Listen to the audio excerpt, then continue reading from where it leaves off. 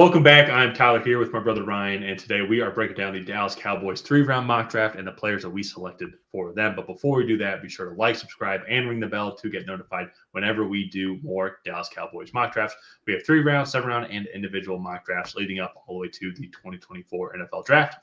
Also, too, Ryan and I, we have a goal trying to get to 3,000 subscribers by the end of the Super Bowl. So it's just a couple weeks away, and we're doing a mock draft for all 32 NFL teams. So for each video, we just need about 15 new subscribers. So if this is your first time here, it's the easiest way to help us grow our channel. So thank you for that. And Ryan, let's pull up the Dallas Cowboys slide here. What you're looking at here, so the name in blue, obviously that is the Dallas Cowboys pick. That's in blue and bold. And then everybody before and afterwards, just a couple team picks that were selected before and after the Dallas Cowboys pick. We'll say Troy Franklin was selected by the Houston Texans. That's who that pick is. On the right, there are some other potential options here we think the Cowboys might find interested. So Ryan and I, we went back and forth on what the Cowboys could do here. They really could honestly do pretty much anything. There's not really too much going on right now, or there's not really too much that is a clear flaw for the team. I would say, if anything, maybe linebacker they can improve on, but you probably wouldn't want to take a linebacker here.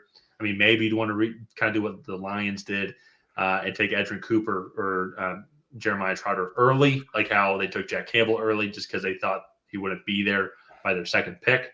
So potentially there. They could go receiver, add another legit weapon on the opposite side of CD Lamb. I would say I think if Troy Franklin made it to them, I think that could be a potential option as well. So we ended up going with Cameron Kitchens here. We felt that they did need some help in the secondary. We kind of liked him a little bit more than Quinion Mitchell. Also, too, as well, Enos Rakestraw wasn't available. Also, if he was there, we just did our Philadelphia Eagles 3-round mock-up video, so go check that out. We talk a lot about him. He's really starting to go up our draft boards also. So, Ryan, what do you think of this pick overall? I really like it. I think if you look at this Dallas team, Stephon Gilmore is a free agent. Trayvon Diggs is coming off a torn ACL. And I think you throw Cameron Kitchens on the back end of that defense. If Dan Quinn does not move on to a head coaching job, I think this would be a fantastic pick. He's a very versatile safety. He can kind of play in the box. He can play as the single deep safety. He can cover a deep third if you want him to do that. And he can play over the slot. I would not put him out wide. He's not. That's kind of the Cooper DeJean versatility, but again, for a safety, I think he's a fantastic prospect. He has a really good feel for the kind of the movement of plays and following the ball. And great tackler. Also, he's a really good prospect. And I think for the back end of this Cowboys defense, I think he would be a fantastic fit. And yeah, I could see them maybe going with more of a corner. I would rather see them re-sign Stephon Gilmore and keep him in that cornerback room, and then maybe invest in a guy later on in the draft to develop. But again, I really like this pick. I think he's a fantastic player. Yeah, no, it's nothing wrong with this pick. Honestly, not too many things I think that they could go wrong with in this pick, or just with their selection overall. So let's go to the second round here. And so here we do have them addressing the offensive line a little bit more here. And so I have them go with Kingsley Suamataia. Am I pronouncing that correct? Suamataia. I was close enough. I've made worse mispronunciation. So Tyron Smith, left tackle, is a free agent, and he is getting older. So we feel that this might be a spot that they potentially end up going here as well. I will say, looking at it now, if Jalen Polk was available, he was taken right before. I think that this would be a great Jalen Polk fit right here for Dallas Cowboys. Have him paired up with Lamb. Because honestly, too, you kind of go look at Jalen Polk and what his role was within Washington. He helped create a lot of separation for Rome Odunze and also Jalen McMillan as well. I think, and then when teams decided to cover those guys and double Rome or Jalen, then Jalen Polk was available underneath. So I think he'd be a great slot for them. So here, though, I felt like they maybe want to address the tackle position, beef up a little bit more on the tackle depth at minimum. And also, you're going to want to be able to keep Dak Prescott upright, or and then also for your next quarterback, whenever that will be for the foreseeable future. So I think you get a very athletic guy here at BYU. Yeah, in 2022, he played over 550 snaps at right tackle. In 2023, he played over 550 snaps at left tackle.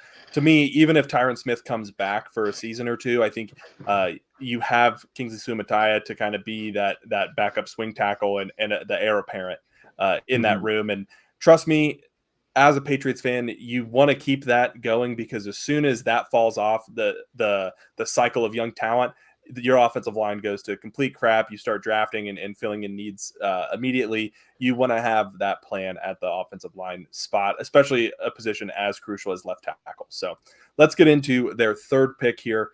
And this is where we have them drafting a wide receiver, Brendan Rice, 6'3", 215, out of USC. Just a really fantastic young prospect. Not his dad, but few wide receivers are. To me, if you want CD Lamb, I think, to reach his full potential, which, I mean, obviously this year he had a historic season. I believe he had the 7th most receiving yards ever in Something an NFL like that, season. yeah. But to me, if you want him to do that consistently, you need to get him another option where he's not outpacing the wide receiver room by over 1,000 yards. So for me, getting a guy like Brendan Rice, he's going to be a true X receiver. You can move him around the formation, but he's going to do his best work, I think, on the outside in one-on-one situations where he can create separation. He has jump ball abilities. And then you give CD Lamb more favorable matchups as well while doing that. So I think investing in a guy like Brendan Rice would be great. There is a little bit of overlap there with Jalen Tolbert, but I think just having a room full of good wide receivers can never be enough, right? So, yeah. No, well, and shoot, injuries happen so often. I mean, we saw what happened to Michael Gallup. It just happened randomly, and that was a couple of years ago. Where I think we're still kind of seeing the effects. So, yeah, you need to just keep getting good young talent here. So this definitely feels like the offensive skill position player spot here as well. I think maybe sneaky running back spot. I did.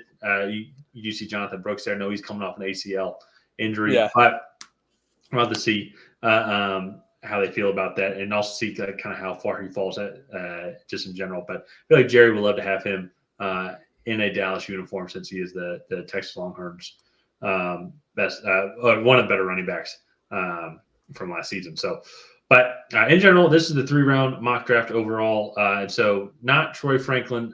They ended up going with the safety Cameron Kitchen there. So sorry for that error. But then in the first round, then they ended up going with Kingsley Suamataia, 56th pick overall, and then Brendan Rice, the receiver there, on the 87th pick overall that we just spoke about. So in general, though, I would say address key areas on the just kind of all throughout the team, and a team that doesn't really have too many faults overall. No.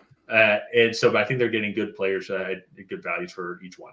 Yeah, no, I was really happy with this draft for the Cowboys. I think getting Brendan Rice all the way in the 3rd round, Cameron Kitchens is going to come in and be an immediate starter in that safety room. So I really like what they did. Let's go ahead and wrap up this video here. If you guys have not already, please go ahead and like and subscribe. Leave a comment down below on what you thought of the Dallas Cowboys 3-round mock draft. Did you love it? Did you hate it? Let us know what you would do differently. And other than that, we will see you guys next time.